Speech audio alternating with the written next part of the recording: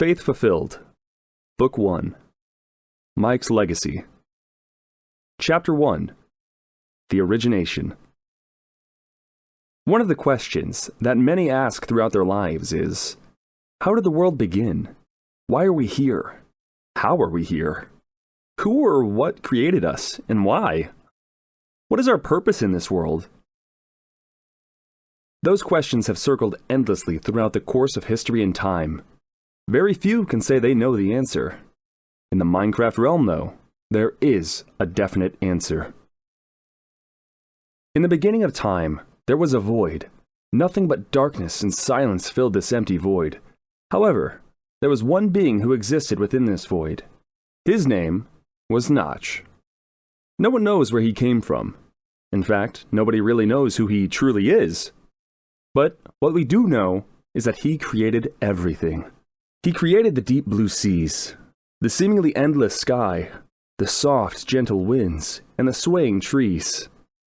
He also planted the seeds to all life forms. The soft sheep, the growling wolves, the cowardly ocelots, the splashing squids, and even us. Notch knew, in order for this world to sustain itself without him interfering, it would have to have a balance. A balance between the forces of creation and destruction. Creatures naturally have the ability to reproduce, which covers the side of creation within the balance. These creatures also needed to eat, so they hunted on one another, which satisfied the need for destruction. Life is to be created, then destroyed. If there is too much destruction, then eventually all life on the planet will be wiped out. Too much creation, then over time there wouldn't be enough room on the planet to hold all the life being created. One side cannot overpower the other for too long, or the delicate balance will be broken, dooming the world and those who live in it. However, us humans seem to be outside the forces of destruction. We reproduced, but no creatures haunted us as we are on the very top of the food chain. Notch realized that this could be a very big problem. So, he made it so human hearts can be corrupted by evil. Like creation and destruction, there has to be a balance between the forces of good and evil within the human race. This balance echoes the other, as good, the force of forgiveness, kindness, and peace, represents creation, while evil, the force of hate, malice, cruelty, and greed, represents destruction. Those corrupted by evil typically kill, which satisfies the need for destruction within the human race. As the course of history moved along, Notch quickly realized that humans are incapable of maintaining the balance, as far more of us were becoming corrupted than Notch originally thought. The hearts of men are just too easily seduced. Notch had to find a way to restore the balance before it was too late. He then decided that he would gift a bloodline whose descendants would be the ones who maintain the world's balance. The first of the bloodline born with the duty of maintaining balance would be born. This man would be gifted with special abilities so that he may easily fight off whatever it is that is threatening the balance. These abilities were supernatural. You could call them superpowers. The most powerful ability, by far, that Notch gifted this being was the ability to open a portal to the Nether by simply opening his palm. The Nether, a place where the balance breakers go, to be eternally tormented until they can be saved. In the palm of his hand, the portal screams open and sucks in the balance breakers, forever sealing them away. The power began being known as the Legacy, due to the fact that once the man died, his offspring would also be gifted with its power. Many other abilities were given to what were known as the Legacy holders. Abilities like being able to shoot balls of fire from their bare hands, or being able to create tsunamis by calling to the ocean deep, striking down lightning from the heavens to split entire mountains into two, or summoning a tornado straight down from even the calmest of clouds above. However, the Legacy holders chose to live just like any other human, only using their abilities when absolutely necessary. Powerful beings they are, yes, but they were also human. As such, they were not invulnerable to the forces of darkness. Millions of years would pass, and one Legacy holder after another was born and died. People were thriving in these times. Cities, towns, villages scattered across the world. It was truly Minecraft's golden age. But like all good things, it eventually came to an end. Over time, as each legacy holder lived and died, the next would be more and more corrupted by darkness. The earlier legacy holders were easily able to ignore it, but as time went on, the newer ones became more and more seduced. They began doing things that were forbidden of them, and began ignoring things that were a threat to the balance. Eventually, one legacy holder fully embraced the evil within him, and began attacking the people of the world with the legacy's power. This legacy holder embraced the evil within halfway through his life. However, his offspring would accept it from birth. The legacy had been corrupted. The shift in the world's energy from neutral to evil caused the birth of different creatures. Monsters, who hunted at night and fled from sunlight. These creatures were loyal only to the legacy holders, which led some to believe that the Dark Legacy holders created them. One by one, the free people of the world fell to the power of the legacy. The legacy which had been twisted, perverted, and corrupted by those who wielded it. Many believed that Notch would step in and stop them before they themselves caused the balance to break. But he never came. The delicate balance, the one that Notch worked so hard to create, the one that these men were created to protect and maintain, was broken. As centuries turned into millennia, the world fell further and further down. Life was being extinguished at rates beyond imagination. 500,000 years, the world was out of balance. Still some life was clinging on, but the cities, towns, and villages were destroyed. Towers collapsed. Houses burned, windows shattered. A planet with civilization was replaced by just biomes. The biomes once filled with so much, now had nothing but their natural inhabitants. Some small villages survived, but eventually they too will be obliterated. A new legacy holder is born, this one named Andrew. Andrew was born unusually powerful with the legacy. Unknown to his parents, he would grow up to be the most powerful legacy holder to have ever lived. That, and the most evil, and the most destructive. Andrew would lay waste to what was left of civilization. Andrew was far more evil than his forefathers. While those before him destroyed just to destroy, Andrew did it to inflict pain, to inflict fear, to suck the hope out of the innocent. Andrew's first victims were his own parents, the ones who taught him everything, the ones who gave him life. Andrew saw them as merely obstacles in his way. His forefathers would destroy life instantly, but he would draw out the process to inflict as much pain and fear as possible before stealing his victim's right to live. Andrew would eventually have an offspring of his own. 2 sons, Brian and Ray. They too were born powerful with the legacy. However, not nearly as much as their father. Brian and Ray would be trained by Andrew to use the legacy. For a short time, Andrew's assaults were ceased while he trained his sons.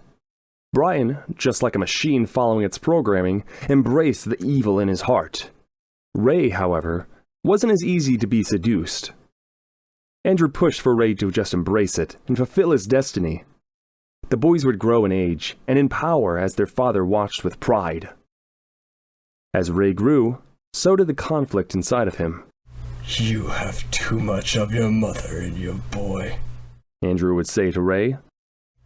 "The people of this world are weak. We are doing them a favor by exterminating their pathetic, useless lives." Ray would nod each time he would hear these words. Part of him wanted to believe it, but another screamed for him to abandon it.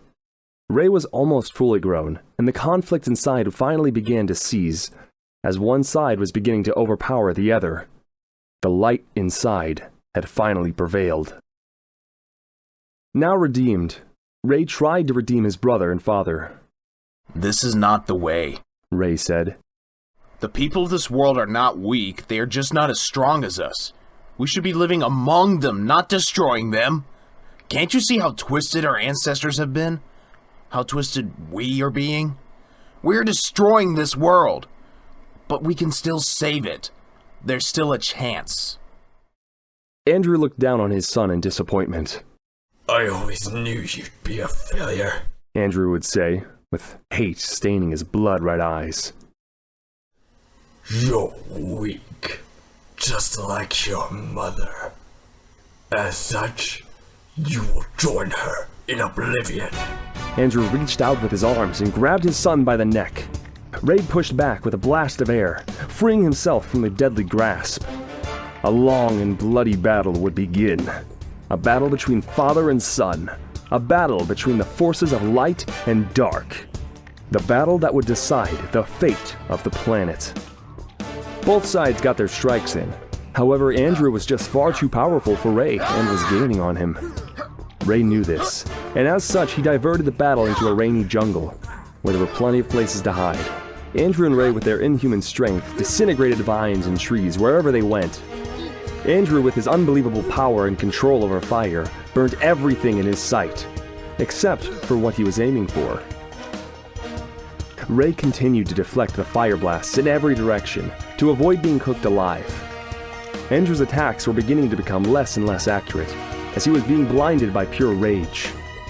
Ray noticed this chance and took it.